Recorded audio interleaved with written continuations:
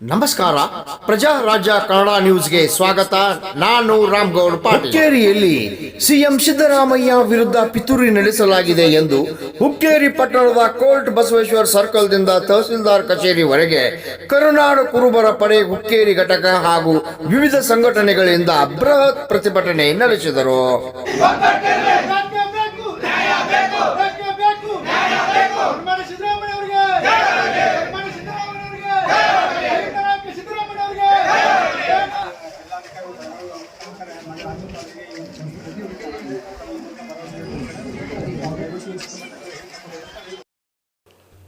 ವಿರೋಧ ಪಕ್ಷಗಳು ಜನಪರವಾಗಿರುವ ರಾಜ್ಯ ಸರ್ಕಾರವನ್ನು ಅಸ್ಥಿರಗೊಳಿಸಲು ಯತ್ನಿಸುತ್ತಿವೆ.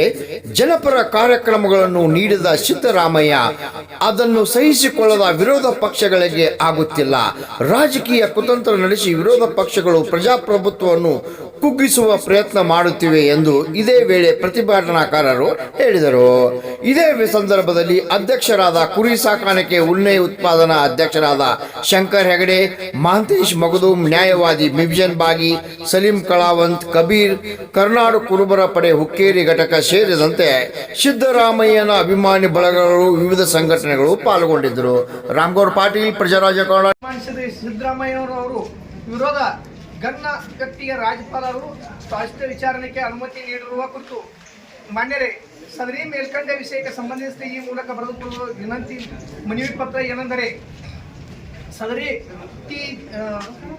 ನೀಡಿರುವ ದೂರಿನಂತೆ ಕರ್ನಾಟಕ ಜನಪ್ರಿಯ ಮುಖ್ಯಮಂತ್ರಿಗಳಾದ ಶ್ರೀ ಸನ್ಮಾನ್ಯ ಸಿದ್ದರಾಮಯ್ಯನವರು ವಿರುದ್ಧ ಮೈಸೂರು ಅಭಿವೃದ್ಧಿ ಪ್ರಾಧಿಕಾರದಲ್ಲಿ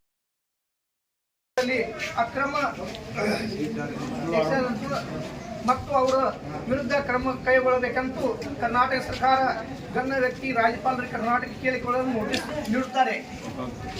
ಅವರು ರಾಜಕೀಯದಿಂದ ಏನಾದರೂ ಮಾಡಿ ಪಿತೂರಿಯನ್ನು ಮಾಡಬೇಕು, ಸಿದ್ದರಾಮಯ್ಯನವರು ರಾಜಕೀಯದಿಂದ ಮುಗಿಸಬೇಕು ಅನ್ನೋ ಕುತಂತ್ರದಿಂದ ಅವರಿಗೆ ಕಳೆದ 40 ವರ್ಷಗಳಿಂದ ರಾಜಕಾರಣದಲ್ಲಿ ಯಾವುದೇ ರೀತಿ ಒಂದಿಟ್ಟು ಕಪ್ಪು ಚಿಕ್ಕೆ ಇಲ್ಲದೆ ಉತ್ತಮ ರಾಜಕಾರಣೆಯನ್ನು ಮಾಡತಕ್ಕಂಥ ಸುಮಾರು 15-16 ಬಜೆಟ್ ಅನ್ನು ಉತ್ತಮ ರಾಜಕಾರಣ ಬಡಬಗರ ಸಲುವಾಗಿ ಸಾಮಾಜಿಕ ಹೋರಾಟಗಾರ ಸಿದ್ದರಾಮಯ್ಯನವರಿಗೆ ಕಪ್ಪು ಚಿಕ್ಕೆಯನ್ನು ತರುವುದರ ಸಲುವಾಗಿ ಇವತ್ತು ಬಿಜೆಪಿ ಮತ್ತು JDS ಕುತಂತ್ರ ರಾಜಕಾರಣವನ್ನು ಮಾಡಿ ಯಾವುದೇ